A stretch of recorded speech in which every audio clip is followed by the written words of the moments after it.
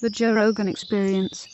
That's why I get so. I mean, Barack Obama's entire cabinet came from an email from Citigroup. Okay, so people trying to say that somehow corruption started on January 20th, 2017, are fooling themselves, and that's what I'm fighting against. Yes, on my you show. are, and you're one of the only people that are doing that. You're one of the only people that are online that you're not obligated to shill for the left. You're right. You're not doing it, but everybody else seems to be. I don't mean everybody else. If you're one of the people that are not, like, fuck you, Joe Rogan. There's just a handful of people who are not, Joe. There's so few. There's so few that are calling out people in the Democratic Party for what really is going on. Like, I was infuriated when people that I knew that I was friends with were trying to tell me that Hillary Clinton was a good choice. And that's the same choice. I'm like, look, I don't know if she's murdered people, but I know that I worry that she's murdered people. That's a real. I really wonder. Like this Seth Rich shit. I know. First of all, just leave. You don't even need to go there. You know, there's so many other things. There's so many other things that we know for a fact. The Clinton Foundation, for instance. So. The Iraq War. I'm old enough, Joe, to remember when being for the Iraq War was a disqualifier in a Democratic primary. That's where I'm from. That's why she lost to Barack Obama the first goddamn time she ran. Right. And all of a sudden, we're supposed to now. People like Joy Behar says that was a long time ago. Forget about it. Why don't you go tell that to a soldier's, to a mother who's got a dead soldier? Why don't you go tell them that just died in an illegal war? Why don't you go tell that to a couple 100,000 Iraqis who are dead? Get over it. It was a long time ago. You fuck. Yeah. Anyway, so I remember when also, the Bill Clinton was no friend to the working man. In fact, he was the starting of the demise of this country. So Ronald Reagan scared the shit out of the Democrats so much that they decided to become like them. And so what Bill Clinton did was he got in bed with Wall Street, the military-industrial complex, Big Pharma, health insurance, and the Koch brothers. He started a thing called the Democratic Leadership Council with Al Gore. They had executives from the Koch brothers on the Democratic Leadership Council. They completely turned their back on the working man. And what happens when you have two parties that are in bed with management? You get Donald Trump. And that's exactly what happened. They gutted welfare at the same time they exploded the prison population, called black kids super predators. At the same time, they did NAFTA.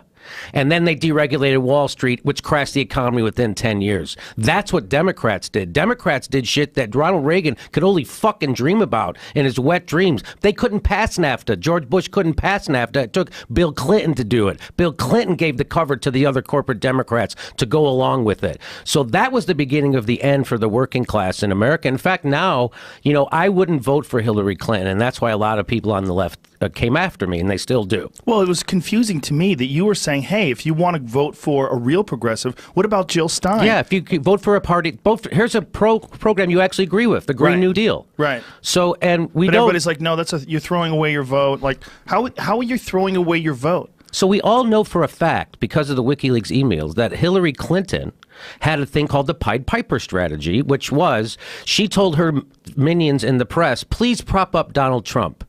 Prop him up. Why did she want Donald Trump to be propped up? Because she wanted to run against Donald Trump, because she knew that she was so repulsive to most of the country. She needed someone who was more repulsive than her. Turns out that was a bad calculation. It was a terrible calculation. So that's called the Pied Piper strategy. And everybody, that's why you turn on Chris Hayes and he would show Donald Trump's empty podium for an hour instead of a Bernie Sanders. And then he wags his finger at people with no money and no power for not voting for a corporatist warmonger like Hillary Clinton, who just, why do you think the people in Michigan wouldn't vote for Hillary Clinton? Maybe because she put half of them in fucking prison? Because she passed NAFTA and Barack Obama was trying to sell TPP at the top of his lungs at the same time she was trying to get working people to vote for her? They knew what the fuck was going on, and that's why half the country doesn't vote. But you're going to wag your finger at the people who actually do vote, who come out and vote their conscience, and they don't fucking prop up evil. You know what the voting for lesser of two evil gets you? Donald fucking Trump.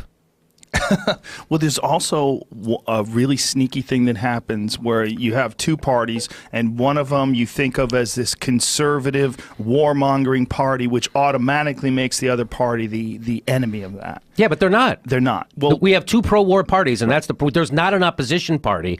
They oppose Trump on the most ridiculous bullshit. They just voted for an extra $160 billion to go to the war machine. $160 billion. Let's remember, Bernie Sanders wanted to pay for free college, which was somewhere around $65 billion.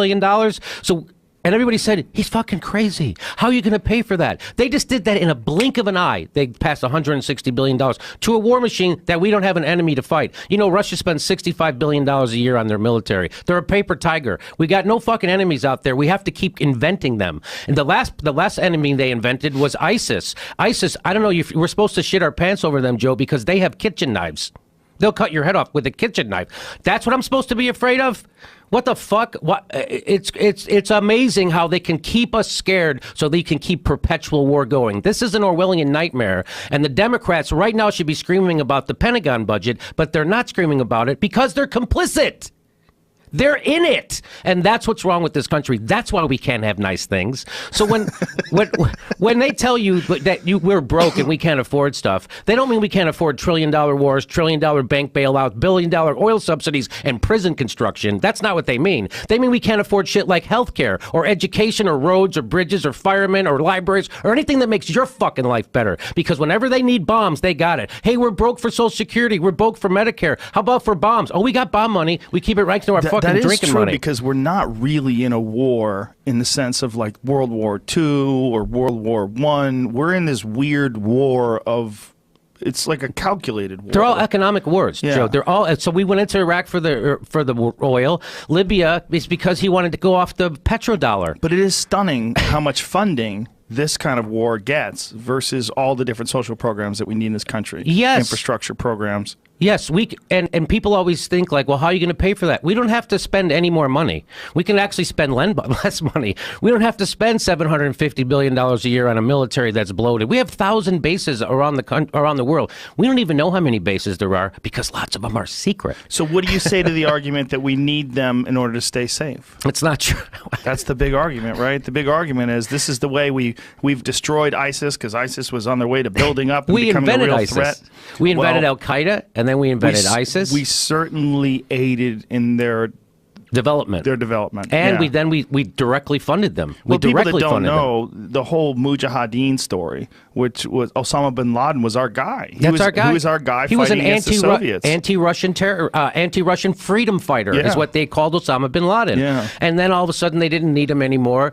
So and we're still in Afghanistan 17 years later. 3 more years that war gets a gold watch.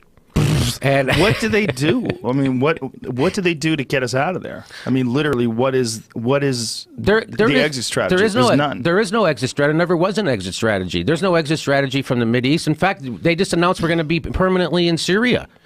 So, and by the way, the Syrian war is complete bullshit. Those gas attacks now have been completely debunked. I didn't believe them the first time.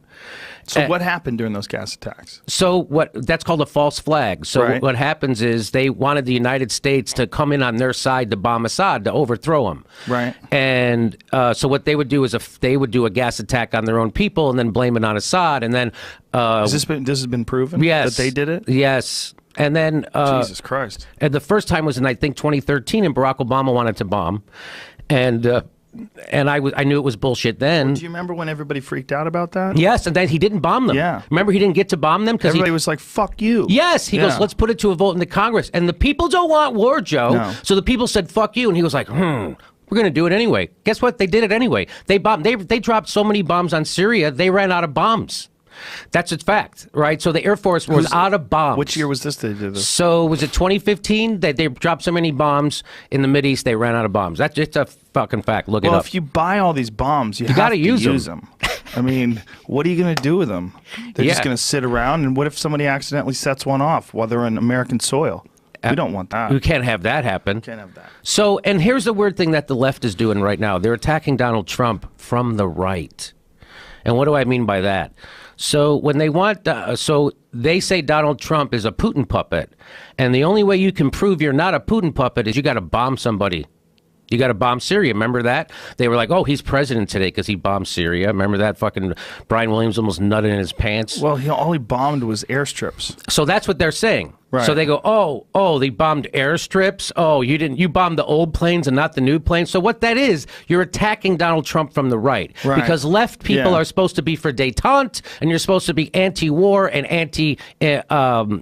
anti-empire, right? So when you attack Donald Trump, going, oh, he didn't really bomb them. You're attacking them from the right. You're saying he should be more militaristic, which is fucked up. Well, it supports the argument that everything is circular, right? That as far right as you get, as far left as you get, you really come to some sort of strange ideological point, like 0 point. That can be true, but not in this instance. Because what's happening there is corporate right-wing Democrats are attacking Trump for not being right enough.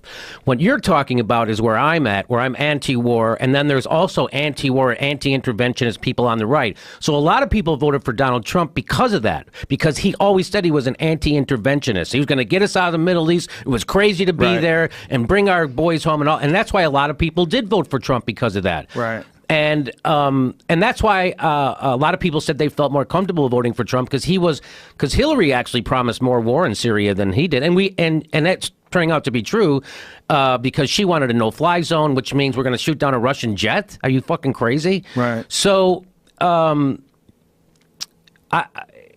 on the left anti-war. There's no anti-war movement in the country that's represented by a political party right now.